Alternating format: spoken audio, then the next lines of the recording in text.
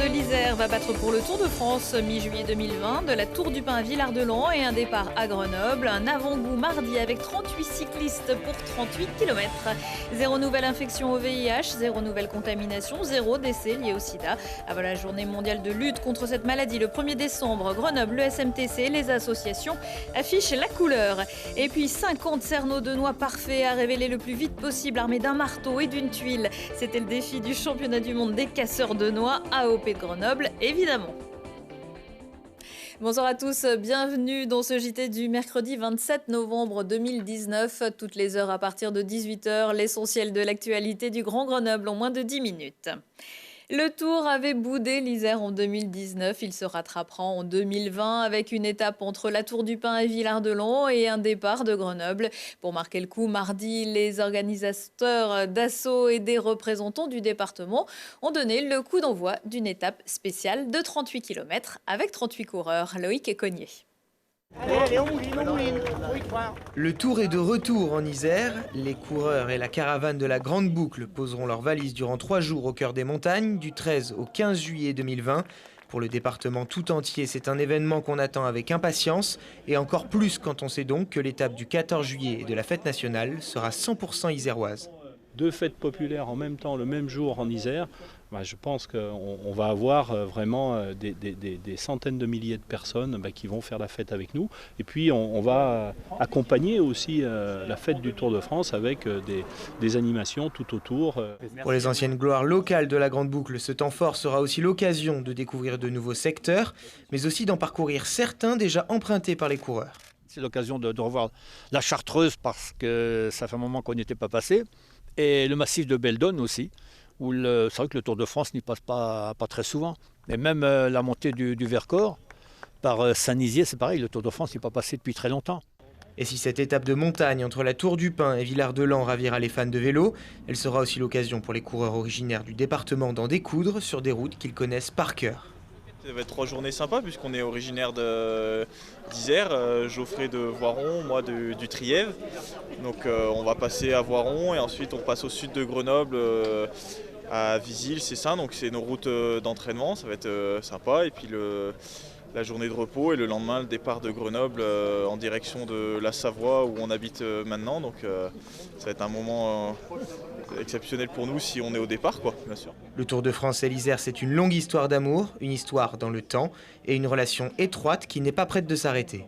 Les coureurs du Tour, dès la 3e édition en 1905, qui passe par la côte de la Frèque, était la première ascension alpine de l'histoire du Tour de France, la première arrivée au sommet en 1952 à l'Alpe d'Huez, évidemment le maillot jaune à Grenoble, mais je crois une vingtaine de communes qui ont accueilli le Tour. Il ne reste maintenant plus qu'à attendre l'été prochain pour aller sur le bord des routes iséroises, pour aller encourager vos cyclistes préférés et profiter de l'ambiance du Tour de France.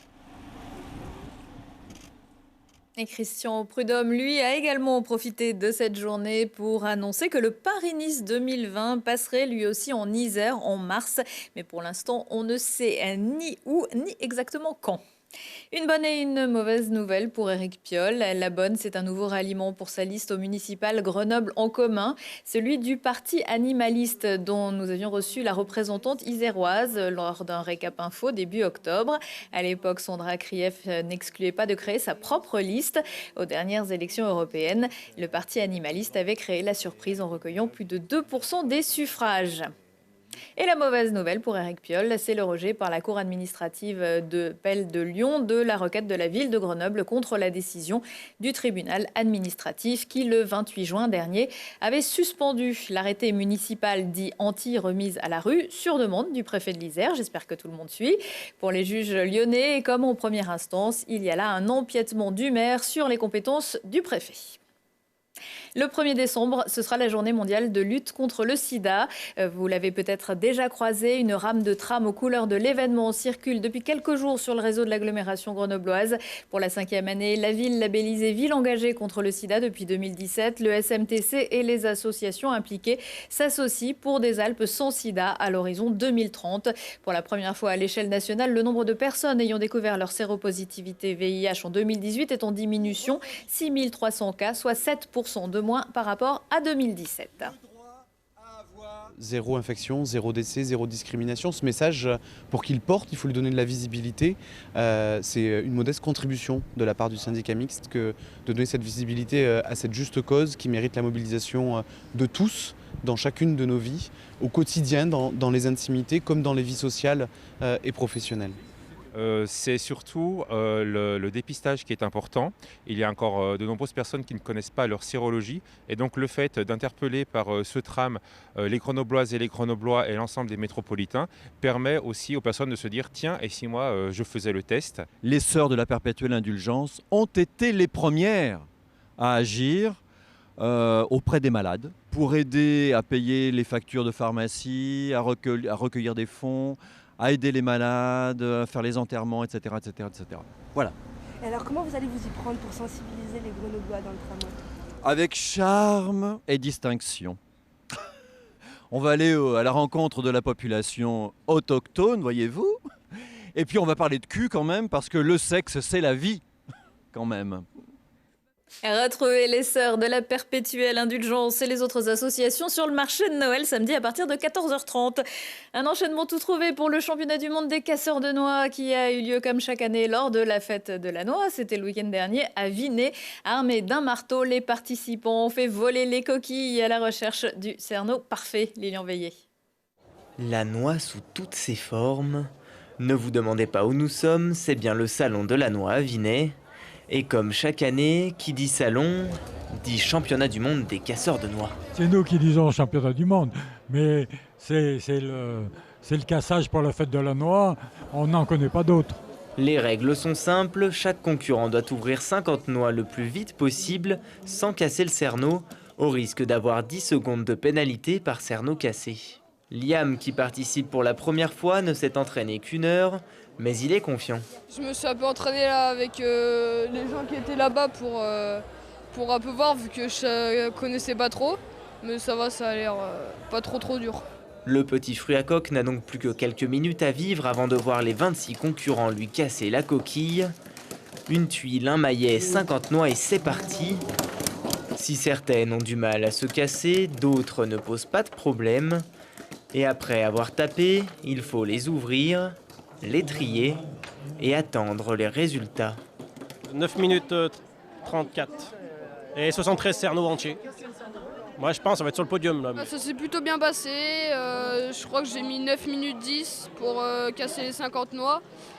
Sur 100 j'en ai 80 bonnes, je suis assez content de moi et j'espère gagner un lot.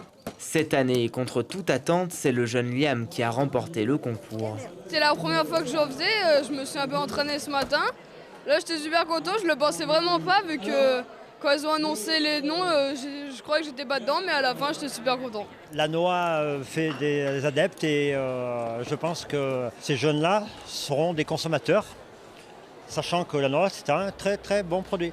Et oui, car si jamais vous n'aviez pas encore goûté, il paraît que la noix de Grenoble est plutôt bonne. Elles sont délicieuses. Ouais, elles sont bonnes. C'est de la bonne noix de Grenoble. Alors si vous voulez goûter les noix ou essayer de détrôner le nouveau champion, la confrérie organisera un nouveau concours l'année prochaine. Et l'AOP Noix de Grenoble obtenue en 1938 est la première accordée à un fruit.